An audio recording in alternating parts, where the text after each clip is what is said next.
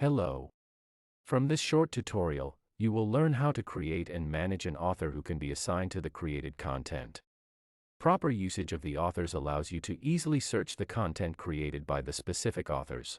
Before you start to add a new author, make sure that you are in the right space, the space of your editorial room.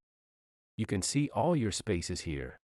Click on the name of the space where you want to create a new author profile. Find authors in the list of modules and click on it. Here you will find a list of authors. You can browse them, filter them using the filters on the left, edit, and create new ones. To create a new author, click here. Now, you need to complete their profile. Set the author's editorial name and optionally image or tagline. After that, you should set the author as active. Make sure that the switch is blue. When everything is ready, you can save a new author. From now on, it can be used to assign the author to the related content. Now you know how to create and edit the author profile. Thank you.